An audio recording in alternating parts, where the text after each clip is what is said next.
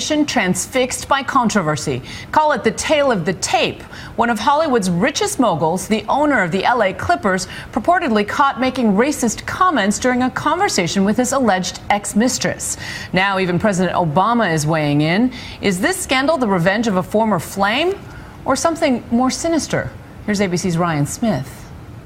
Yeah, it bothers me a lot that you want to broadcast that you're associating with black people. Today, those ugly words have gone viral. Donald Sterling, the married LA Clippers owner and real estate mogul, worth an estimated $1.9 billion, allegedly spoke them to his alleged former mistress, V. Stiviano, earlier this month after she posted a photo of herself and Hall of Famer Earvin Magic Johnson on Instagram.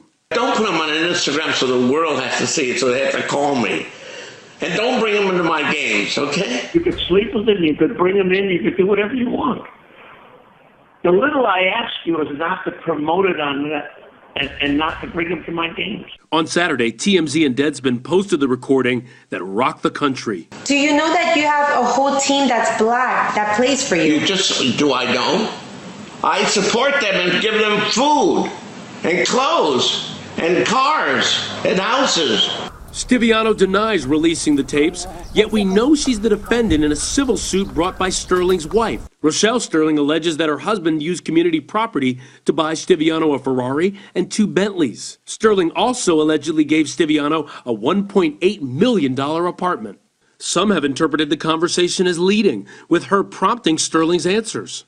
But shouldn't we take a stand for what's wrong and be the change and the difference? I don't want to change the culture because I can't. It's too big. But you can change yourself. We talk to you for just a quick second? Today, TMZ claims Stiviano has 100 hours of Sterling recordings. She had no comment outside her home today as she dashed away from cameras. His wife, who he's been married to for over 50 years, released a statement Sunday saying, quote, "Our family is devastated by the racist comments made by my estranged husband." The Clippers say they haven't verified whether the recording is real, but the outrage has been swift and widespread. With 10 sponsors, including CarMax and Virgin America, today dropping their sponsorship of the Clippers. It seems Sterling, who bought the Clippers in 1981 for $12 million, over the long term will be enormously valuable, has been sued by the Justice Department for racial discrimination over his alleged refusal to rent apartments to minorities. The case was settled for $2.7 million, the biggest ever obtained by the Justice Department in a housing discrimination case. In court documents, a former employee is quoted as saying, "When we went into the buildings, he, Sterling, said that blacks smelled and blacks stunk, and he wanted them out of his buildings." Sterling was also sued by Clippers former general manager and NBA legend Elgin Baylor, who accused Sterling of building a franchise with the, quote, "vision of a southern plantation type structure," and having a, quote, "pervasive and ongoing racist attitude."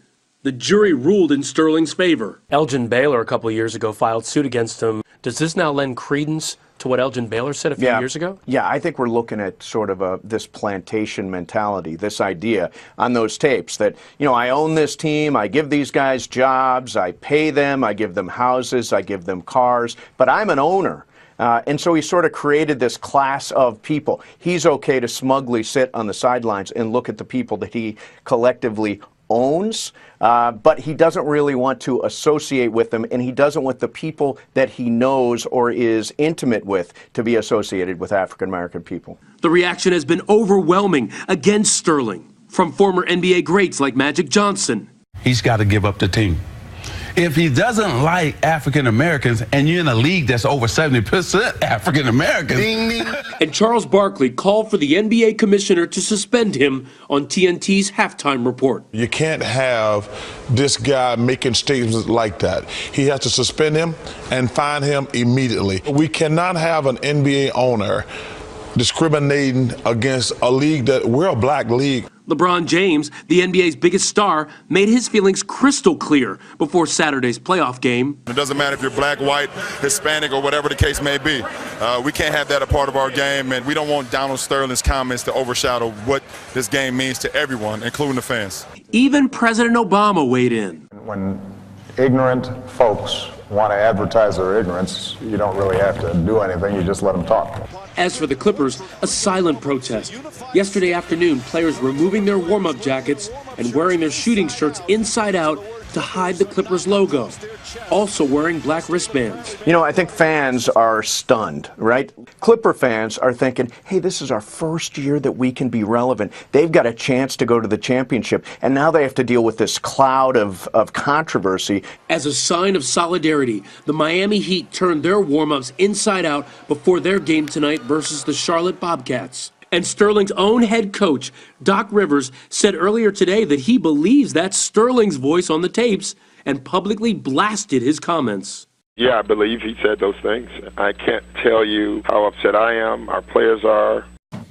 But NBA Commissioner Adam Silver said he wasn't ready to punish Sterling just yet. All members of the NBA family should be afforded due process and a fair opportunity to present their side of any controversy, which is why I'm not yet prepared to discuss any potential sanctions against Donald Sterling.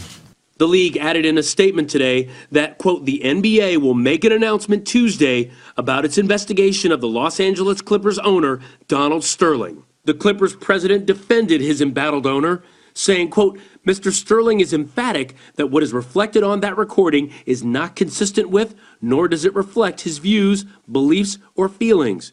He feels terrible that such sentiments are being attributed to him. Wherever the truth lies, these events put the billionaire NBA Owners Club in a highly unenviable position. He's an owner who appears, from all indications, to be a bigot. I see a long suspension, an indefinite suspension for Donald Sterling, and somehow the other owners, the other 29 owners who are in this very exclusive club, will find a way to get rid of him and say, this is bad, you are bad for business, if nothing else.